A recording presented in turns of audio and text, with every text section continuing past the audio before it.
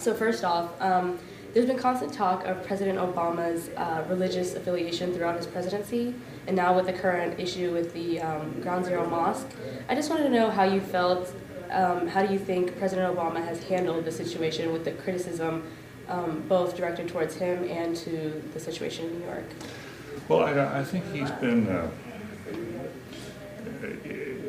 extremely articulate and I think helpful in questions of race relations between blacks and whites in the United States. His speech in Philadelphia during the campaign was a classic and will go down as one of the great pieces of oratory of modern times. He's had a little more trouble in office with race relations. He has made an appeal to the Muslim world when he went to Cairo, and he's made other statements, but for reasons that I think are a little hard for everybody to understand, the fear of Islam, Islamophobia, as it's called, has spread here in the last 12 months. Mm-hmm. I don't think it's directly attributable to President Obama. I think it has a lot more to do with the hard times people are going through, and when people are going through hard times, they usually look for scapegoats. We've seen that in the past. Mm-hmm. But the president's had a hard time drawing people together, say, on the mosque, and which he clearly now favors, being placed in the site where the imam wants to put it. But he's not persuaded the country. So it's a dialogue that is, right now, I think, not working very well. Okay. So my next question is, the president has recently announced the end of the American combat mission in Iraq. Right. So, which is fulfilling one of his campaign promises. So what does this really mean for the citizens of Iraq, since we'll probably still have a large presence in the country? Well, we don't know. It's a big question mark, and one of the questions that I'm going to put to Richard Haas tonight, who is here from, who's head of the Council of Foreign Relations, is what is the future for Iraq and Afghanistan? Both are very troubled, and Iraq's a lot better shape than it was before the surge, and I think George W. Bush deserves some credit for that. And it's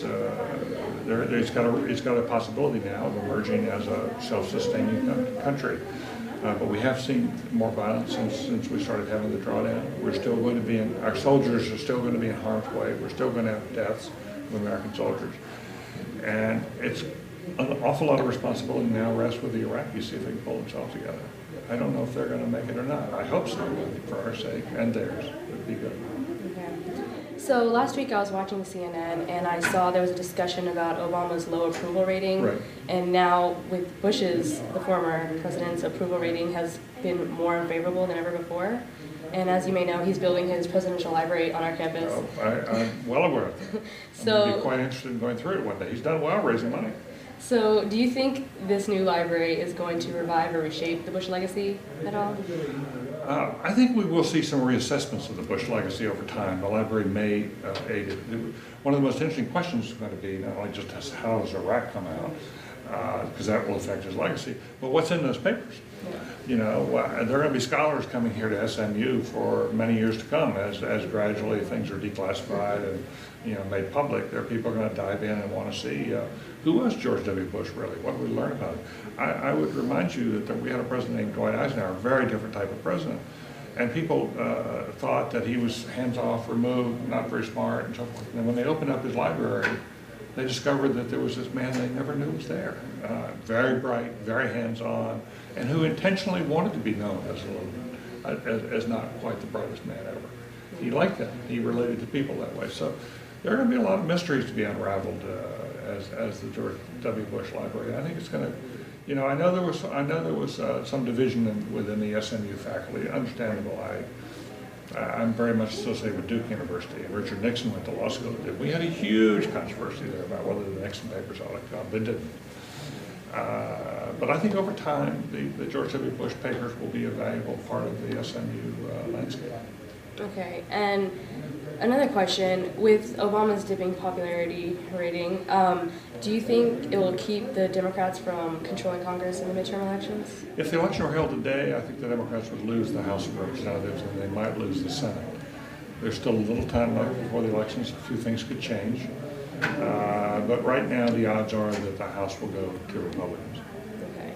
And one last question. Sure. Do you think Texas will ever become a Democratic state again?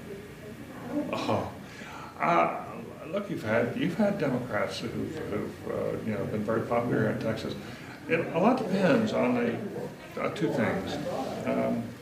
One is whether the Republican Party is broad-based enough that it not only represents strong conservatives, but there is room for moderate conservatives. If there's not, if they get read out of the party, I think you would see the Democratic Party's fortunes improve here. The other thing is whether the Democrats can successfully build a coalition not only of white liberals and moderates, but whether they can build a strong coalition and get Hispanics out to vote and get the black vote out.